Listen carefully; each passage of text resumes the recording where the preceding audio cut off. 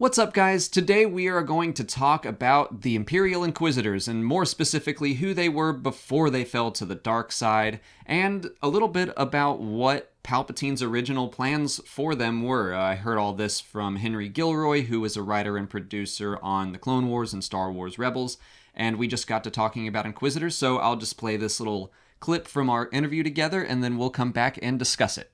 Are there any other stories about the other Inquisitors and we know that they were Jedi beforehand. Were they also Temple Guards, or were they just kind of strewn about the galaxy? Or? Yeah, the idea that I'd pitched is that each one of, and you kind of get this from who the Inquisitors are, is they're definitely, I want to say, flawed Jedi. Mm-hmm. And I think Palpatine paid attention to Jedi who were maybe vain. Right. Or a little too cruel or brutal, or the Jedi who probably had begun to fall because they were fighting a war. Mm-hmm. And I think he paid attention to those Jedi. Most of them were probably sort of younger Jedi who were, now fighting the war and not being as true to the Jedi code as they maybe should have been. So sure.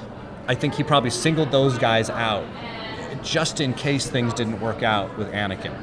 Oh. So then he would have Force users he could basically turn into weapons against the Jedi. Sure. And it's entirely. I haven't read the most recent Darth Vader comics that has the Inquisitors in it. So I hope I'm not contradicting what them. And sometimes that happens is you develop a story, you develop the back of the story and the history of that, and for what happened. And then, someone comes along and goes, oh, wait, here's another way to tell that story that furthers the mythology so we can go into a new place with it. So, yeah. In my mind, in writing The Grand Inquisitor, that was my intention of what his backstory was.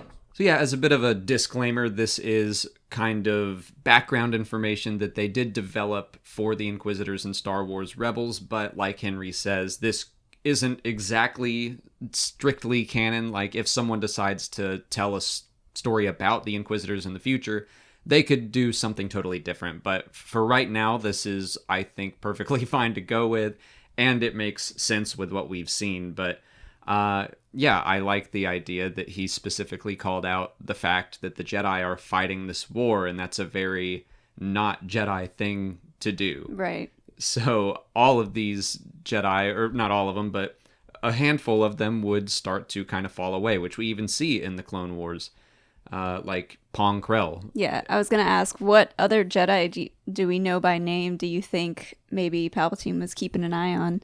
Pong Krell is the one that came to my mind immediately. If he hadn't been shot in the Umbara arc, I think that he would have been a perfect candidate. And I mean, it seems like maybe that's even what they were hinting at, that these Jedi know there's a Sith Lord out there, and he was like kind of trying to impress that Sith Lord and get his attention.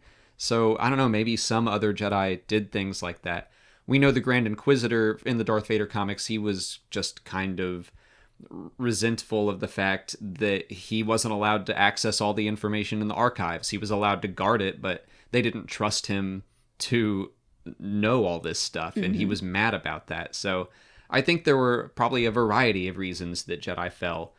And Mace Windu is obviously, I don't think he was on Palpatine's list. I don't think he could have been fully turned, but in his comic, they talk about how he kind of is happy about the Clone Wars because it gives him a chance to vent all of his anger and frustration and be violent. And I think that there was probably, I don't know, that was probably more widespread than we think it is. Yeah.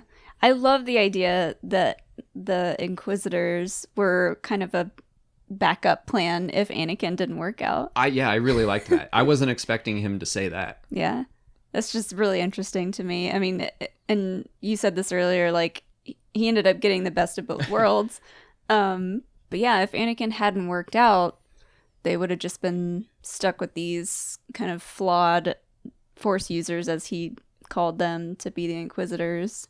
Yeah, and it fits with what we know about Palpatine, where he has all of these contingency plans, like Operation Cinder, and it's just that he has plans upon plans upon plans, and sometimes it works out where he's like, oh, I got my younger, more powerful apprentice, and I have my tiny army of dark side users, so now I'll just make him the boss of them. And like, I don't know, it's admirable how much planning that man does. He does do a lot of planning. We talked about this before. He's a busy man. Yeah, good for him. I mean, I guess he kind of deserved to take over the galaxy after all that work he put into it. Yeah, he did do a lot of research.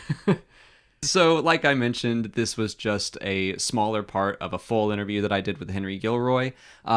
I've been releasing clips from that interview, but if you want to watch the full uncut thing, we made it available to our patrons, so everyone at $1 and up can go check it out. But that's it for today. So if you haven't already, please like this video, subscribe to the channel, and follow us on Twitter, Instagram, and Facebook. As always, thanks for watching, and may the Force be with you.